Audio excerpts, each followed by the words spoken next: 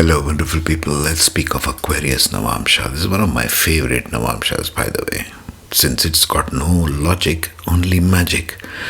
Wherever Aquarius Navamsha is shining in your chart, for example, with planets and points, expect magic, not logic. Keep that bottom line, okay? The beauty of this sign is the regularity. Magic does not follow rules. Aquarius breaks all rules. Since it's ruled by Rahu, think everything Rahu, okay? Everything regarding Aquarius Navamsha will be according to the rules of Rahu, which is only magic. It does not work on logic. It never works on rules. So whichever planet goes in Aquarius Navamsha, it is never going to follow the rules there. That's why there are sudden changes, sudden ups and downs. It's very quick results and it gives very fast changes. Both Rahu and Ketu, really. Both Scorpio Navamsha as well as Aquarius Navamsha, one ruled by Ketu, one ruled by Rahu, gives sudden changes and unexpected changes, things you don't expect. In Aquarius Navamsha, it is irregularity. It is about cheating, being cheated upon by those particular relatives, whoever planet is sitting. If it's moon sitting in Aquarius, your mom might be a cheating kind of a person. Tough one, isn't it? If it's sun, it may be a father, like that. So if you take relatives, Mercury means siblings, Mercury Mars, Venus means spouse, and they will have a signature of unconventionality there, always finding shortcuts to do things. That's the story of Rahu, isn't it? If you want to look at Aquarius, look at Rahu. He was cheated upon for his share of nectar, and he did cheating for the sake of getting that, disguised as a deva. Look up the stories of Rahu. You'll find out what is Aquarius Navamsha. So planets and points in Aquarius Navamsha work quickly. They will try to find out shortcuts. They always believe in magic, and it happens also, by the way, to them. If there are dominant planets and points here, it'll happen. Saturn in Aquarius will give you magical kind of approach in work. Jupiter will give you something unconventional wisdom. Something great will happen. This is their innate feeling, especially if Aquarius is ascendant in your Navamsha. You have an innate feeling in your soul that something great will happen, something magical should happen. I should get great amount of money, for example. Aquarius is gains. They have an expectation like that deep inside them. They can never explain things. There is no explanation there. Explanation requires logic, and Aquarius works in magic. He is the king of darkness. He will go into darkness and pull out a rabbit out of thin air. That's Aquarius. You are uncertain of doing or feeling what you are at any given time. You take random decisions in life. That's what makes you so bored. You will get bored very quickly, Aquarius ascendant in Navamsha. You just leave things and move on to other things, and you don't know why. If you ask for an explanation to an Aquarius ascendant in Navamsha, why are you doing whatever you're doing? They say, I don't know, I'm just bored. I don't want to do this anymore. I want to move on. This is too boring. They have very fast changing energy. So if Aquarius is ascendant, it becomes a focus of your life. I want this wish to be fulfilled. I want to see this one thing. And you will disturb your daily routine. This one planet or bunch of planets sitting in Aquarius Navamsha will disturb your daily routine in a way you can't predict. It's not moody necessarily like Cancer Navamsha, but it is unpredictable. Make a distinction there. It can bring unimaginable results in our life. One of the downside of this is people at work tend to abuse you. If your sun in Aquarius in your Navamsha, then your boss will tend to be abusive, in spite of you doing good work, by the way. Or you will abuse people at work. Abuse and work go hand in hand, like the story of Rahu. He was abused even though he gave a whole kingdom to his own father. That's why 9th from Rahu has a battle with the dad, wherever it is sitting. Any planets in Aquarius Navamsha creates magnetism. It's an attractive force. All camera is Aquarius. All mirrors are Rahu. Think of camera and mirrors in this day and age. All these Gen Z kids running around with phones sticking in their face. That's Aquarius. By the way, for all the new agey people who think this is age of Aquarius, it is not. We are still, Pluto is in transiting Capricorn. It will move into Aquarius, Pluto in 2040 as per the Vedic Astrology sidereal plot. Just saying. So native goes through a lot of changes, a lot of job changes, a lot of foreign travel, a lot of isolation due to job, if you have especially in the 12th house or something. Aquarius Navamsha has that quality that it can reverse things. This is a magical sign. If you think things are stuck, think Aquarius. Think where Aquarius is. Here's another trick, magical trick for you. Check where Aquarius is sitting in your natal chart. That body part has a lot of Aquarius energy. If you tap into that and give your intent, you can manifest. Think of law of manifestation, for example, law of attraction. It can give you things which you have not imagined. Promises will be broken here because Rahu was made a promise and it was broken. Every story of Rahu is in Aquarius Navamsha. Any planet in Aquarius has a demand. I am entitled to this, serious sense of entitlement when it comes to Navamsha. I am entitled to the fame. Sun in Aquarius, I am entitled to be a boss. Something is never complete in that house, sign, or planet. Remember, whichever planet goes in the sign, whichever house, your role in that house is never completed. It's like an incomplete thing. There's always something left. Okay? That's the bottom line signature of Aquarius Navamsha. Briefly going through the planets. If Saturn is focused, he focuses on his karma. He'll be obsessed with many kind of shoes, showing off the shoes, Saturn Karaka. Very abusive to subordinates at work, or will be abused by subordinates at work. Both ways it goes. Mercury will have a tendency to write short stories. Everything is short, sweet, short scribbling. Will have unconventional kids. If they have children, married person, for example, if Mercury is in Aquarius, you may have unconventional children. That could be one of the things. Mars here becomes focused on personality, body, hands. These people are the ones who keep landing up in gym, pumping with proteins and stuff. Mars in Aquarius. And they will do unconventional things there, like Zumba or something. And they may change their house number of times because Mars is the Karaka of house and of land. They might change their motherland, might go to foreign countries. Rahu here is ultimate, isn't it? He is in his own sign. Never works on rules. Will try to find out shortcuts. Always finding shortcuts. That's the way around, work around. Like that's what you call as cheating, isn't it? I mean, who doesn't cheat in this world? Ketu becomes unconventional ideas of spirituality, magic, spells, spiritual path, shamans, mystics, especially if it's in 8th or 12th house in your Navamsha. So,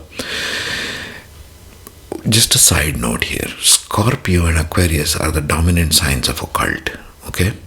Some astrologers even say Aquarius is more occult than Scorpio. Well, that seemed to be his experience with regard to Aquarius, I guess.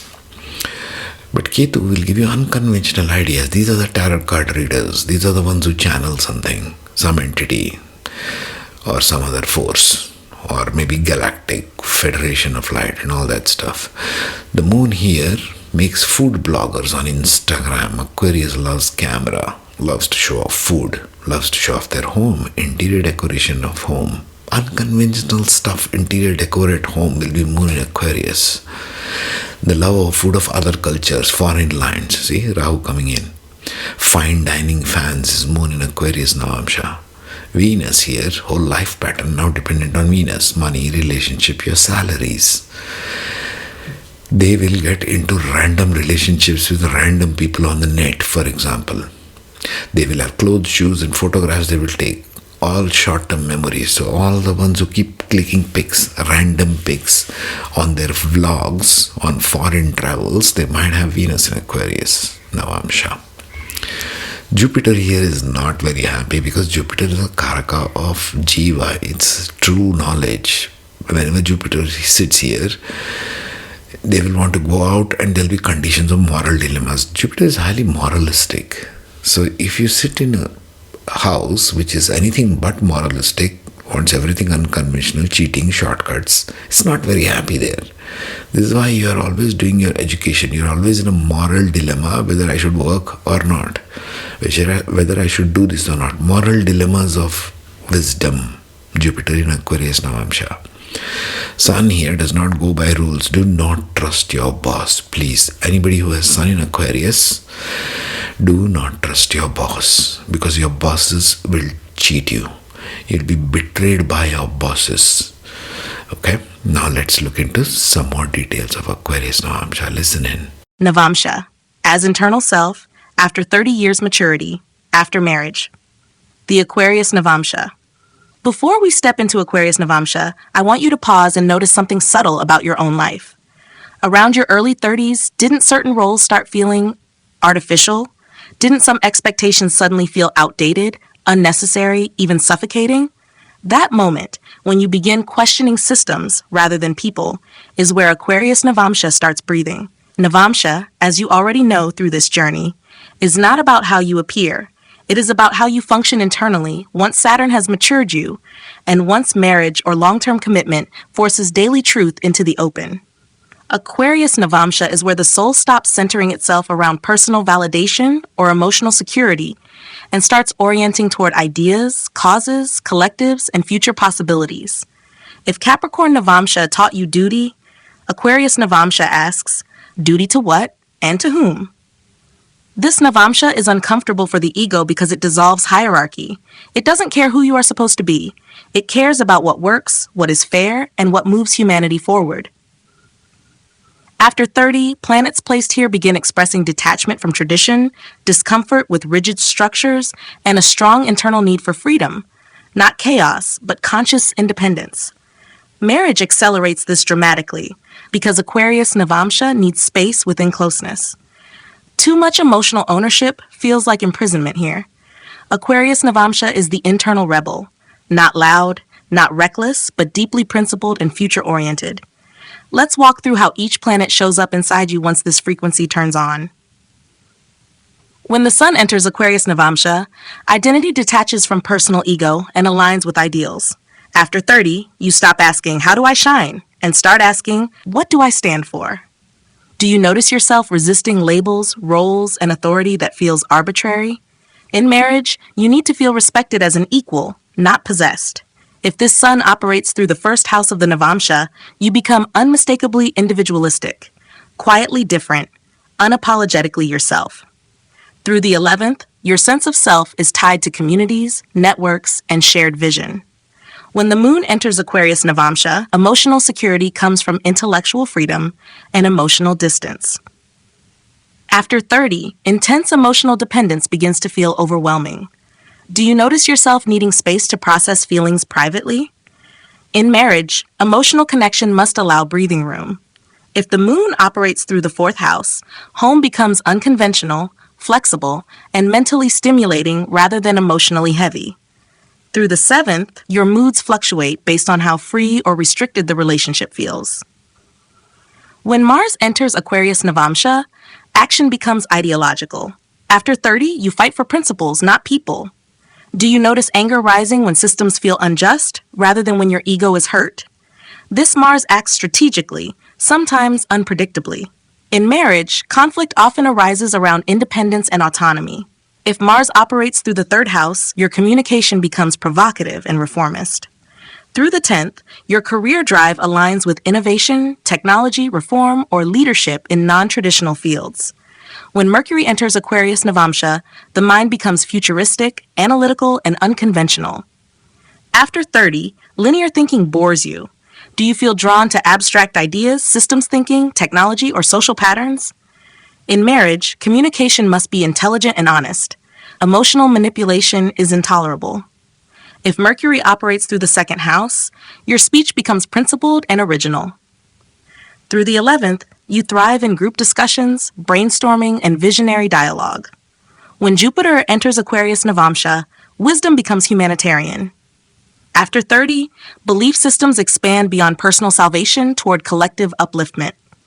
Do you notice yourself questioning religious or philosophical hierarchies?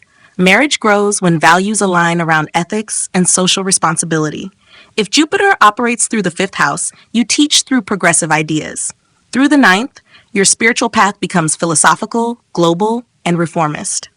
When Venus enters Aquarius Navamsha, love needs freedom, friendship, and equality. After 30, possessiveness becomes repulsive. Do you notice that love feels best when it's chosen daily, not demanded? In marriage, companionship matters more than romance. If Venus operates through the seventh house, partnership thrives on mutual respect and space. Through the 11th, relationships grow through shared causes, friendships, and collective goals.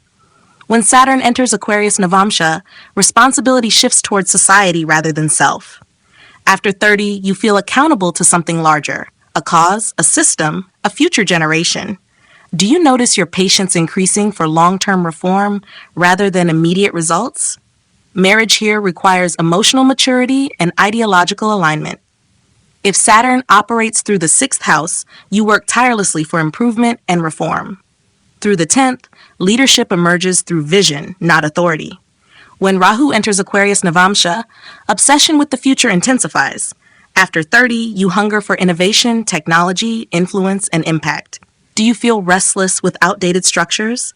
Marriage may feel restrictive unless it evolves constantly. If Rahu operates through the first house, identity becomes radically unconventional. Through the 10th, ambition revolves around innovation, global reach, or systemic change. When Ketu enters Aquarius Navamsha, detachment from groups begins. After 30, you may withdraw from communities you once idealized. Do you notice a quiet disillusionment with movements, ideologies, or social structures? In marriage, you need solitude and inner freedom. If Ketu operates through the fifth house, creativity becomes abstract and inward. Through the 8th, you detach from collective expectations entirely and undergo deep psychological liberation. Aquarius Navamsha ultimately asks you a question that only becomes clear after Saturn maturity and relational exposure. Can you stay true to your individuality without disconnecting from humanity? Because this Navamsha does not want isolation. It wants conscious participation. It wants freedom with responsibility. It wants progress with compassion. And when you answer that balance correctly, something remarkable happens. You stop rebelling blindly. You stop conforming unwillingly. You start choosing clearly, calmly, consciously. I shall see you in the next Navamsha. Meanwhile, you take very good care of yourself today.